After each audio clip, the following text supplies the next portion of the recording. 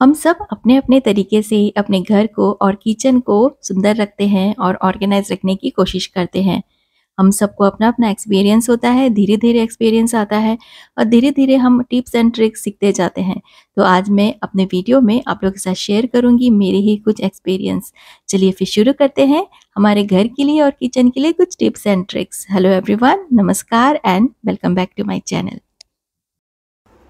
Monsoon में नमक को लेके हमें बहुत सारी परेशानियाँ होती है। इसमें इतना मॉइस्चर आ जाता है कि कभी-कभी हमें इसे फेंकना भी पड़ता है।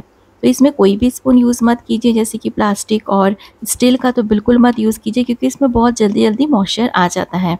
तो आप इसमें ना वुड का स्पून यूज़ कर सकते हैं। आपके पास जो आइसक्रीम की स्टिक्स आती है या आइसक्रीम के स्पून आते हैं, उनको भी आप यूज़ कर सकते हैं और इसको आप कट भी कर सकते हो। जितना आपका साइज़ हो जार का, उसके अकॉर्डिंगली आप स्पून को कट कर लें। अब ये लकड़ी का स्पून है तो इसमें मॉइस्चर जल्दी-जल्दी से नहीं आएगा। दूसरी चीज़ एक और हम कर सकते हैं कि डायरेक्ट स्पून यूज़ ना करें नमक को सब्जियों में डालने के लिए, क्योंकि सब्जियां में से जो भाप निकलती है उससे हमारा स्पून भी गीला हो जाता है। तो डायरेक्ट ना डाल के पहले स्पून से अपने हाथ में सॉल्ट को डालें और उसके बाद अपनी सब्जियों में आप नमक को डाल सकते हैं।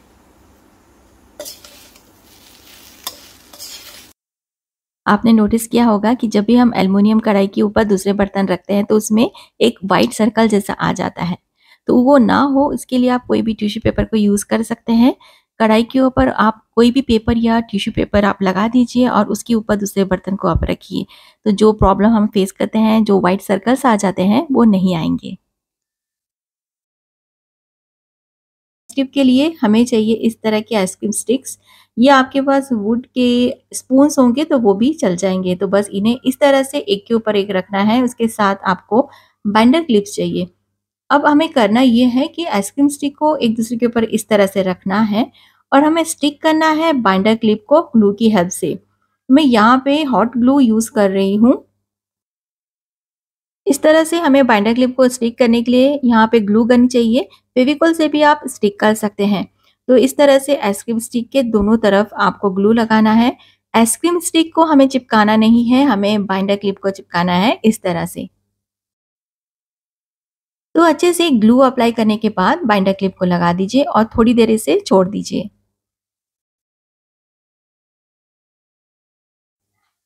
तो इस तरह से मैं 2-3 यहाँ पे रेडी करके रख लूँगी। आप जितना चाहे इन्हें रेडी करके रख सकते हैं, ये बहुत ही काम के हैं। चलिए मैं आपको बताती हूँ कि इन्हें आप कहाँ पे यूज़ कर सकते हैं। देखिए इस तरह आप बाइंडर क्लिप को प्रेस करेंगे तो ये इस तरह से ये ओपन हो जाएगा। अब हम इसे यूज़ कर सकते हैं अपने यूज़ किए हुए स्नैक्स के पैकेट को। बस इस तरह से आप बाइंडर क्लिप को यूज़ कीजिए और इसे इस तरह से ओपन करके पैकेट को क्लोज़ कर सकते हैं। और उसके बाद बस इसे हैंग कर दें। तो आपका बहुत सारा स्पेस भी बचा रहेगा और आपको याद भी रहेगा कि इस पैकेट को आपको पहले यूज़ करना है।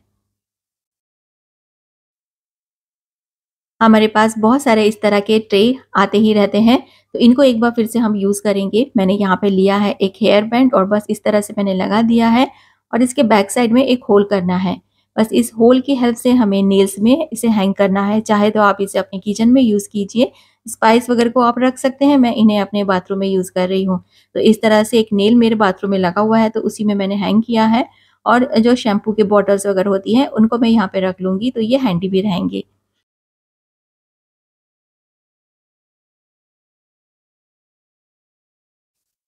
इस तरह का कंटेनर भी हमारे पास होता ही है, तो इसमें हमें होल्स करने हैं। यहाँ पे हम एक ही तरफ में हमें 4 होल्स करने हैं एक दूसरे के नीचे में। दोनों होल्स को एक दूसरे के नीचे करना है, यानी कि 4 होल्स को एक दूसरे के नीचे हमें करना है और कंटेनर के नीचे में भी बहुत सारे होल इस तरह से हमें कर देना है। इसके बाद आपको कोई भी रस्सी चाहिए। मैं यहाँ पे जिप टाइज को यूज कर रही हूँ कि इसको यूज करने से इसे हैंग करने में इजी हो जाएगी। तो बस इसी तरह से दोनों होल की हेल्प से मैं जिप टाइज को अंदर से बाहर की तरफ कर रही हूँ और बस इन्हें आपको यूज करना है अपने टैप में। मैं यहाँ जिप टाइज यूज की हूँ तो इसे हैंग करने में इजी हो जाएगा। रस्सी भी आप यूज करते हैं तो तभी आप इन्हें इस तरह से हैंग कर सकते हैं। अब ये कंटेनर आपका रेडी हो जाएगा आपके स्पॉन्जेस को स्टोर करने के लिए या फिर उसे ड्राई करने के लिए। इस तरह से आप अपने सारे स्पॉन्जेस को रखिए, सारा पानी भी नीचे से निकल जाएगा और वो ड्राई भी रहेगा। पुराना माउथ वॉश है अगर आपके पास और वो एक्सपायर हो चुका है, आप यूज़ नहीं करते, तो उसको हम यूज़ करेंगे। 1 ग्लास में आधा पानी और थोड़ा सा आप माउथ वॉश यूज़ करें। और इसको आप एक स्प्रे बॉटल में रख लें, अच्छे से शेक करें और जहाँ भी इंसेक्ट्स वगैरह आते हैं वहाँ पे आप इसे स्प्रे कर सकते हैं।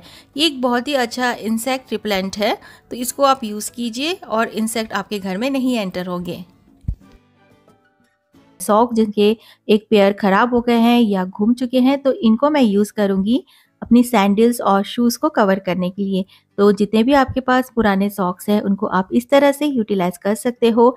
घर में जितने भी सैंडल्स और शूज़ होंगे उनके साइज़ के अकॉर्डिंगली आप सॉक्स को भी सेलेक्ट कीजिए, छोटा-बड़ा सॉक्स जो भी है आपके पास, उसके अकॉर्डिंग आप अपने सारे शूज़ सैंडल्स को कवर कर दीजिए। इस तरह से वो डस्ट फ्री रहेंगे और ख़राब भी नहीं होंगे। जहाँ कहीं भी आप इनको रखना चाहते हैं, उनके लिए आप इस तरह के शॉपिंग बैग को यूज़ कर सकते हो।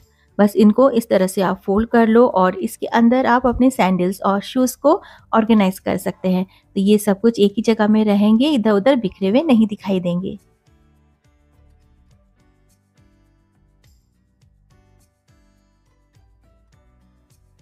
आपके पास पड़े हुए पुराने पॉलीथीन को भी आप इस तरह से यूज़ कर सकते हो अपने सैंडल्स और शूज़ को कवर करने के लिए।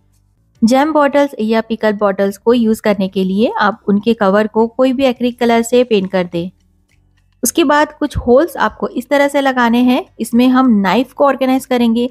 तो नाइफ के साइज के अकॉर्डिंगली आप उसको कट करें और इस तरह से अपने सारे नाइफ्स को इस तरह इसमें डाल के ऑर्गेनाइज कर सकते हैं। इस तरह से नाइफ एक ही जगह में ऑर्गेनाइज रहती हैं और इधर उधर एक्सीडेंट होने का डर नहीं रहता और निकालना और उसको वापस रखना भी आसान हो जाता है। चाहें तो कुछ पेबल्स को आप बॉटल के अंदर में डाल सकते हैं। बॉटल्स के अलावा अगर आपके पास इस तरह के पॉट्स होंगे सेरेमिक के, तो उसको भी आप यूटिलाइज कर सकते हो। कुछ पेबल्स आप इसमें डाल दें और अपनी सारी नाइफ्स को इसमें रख सकते हैं।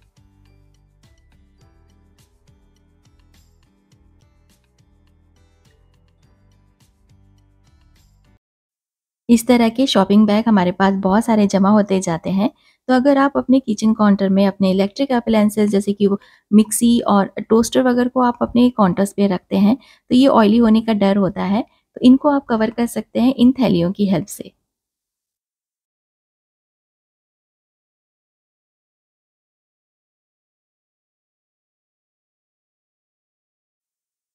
और इन थैलियों को आप यूज़ कर सकते हैं उन कपड़ों को स्टोर करने के लिए जिन्हें आप सीज़नली यूज़ करते हैं, जैसे कि स्वेटर्स या शॉल या ऐसे ड्रेसेस जिन्हें आप जैसे समर में नहीं पहनते हैं, विंटर में पहनते हैं, तो ऐसे कपड़ों को आप इन थैलियों में स्टोर करके रख सकते हैं। और अगर आपके पास इस तरह के बैग्स हैं जिसे आपने बाई किया हुआ है, तो उनके अंदर आप रख लेंगे, तो जो भी ड्रेसेस या कपड़े आपने रखे हुए हैं, वो बिल्कुल भी खराब नहीं होंगे। और अपने सारे एक्सपेंसिव बैग्स को भी इसमें आप स्टोर करके रख सकते हैं।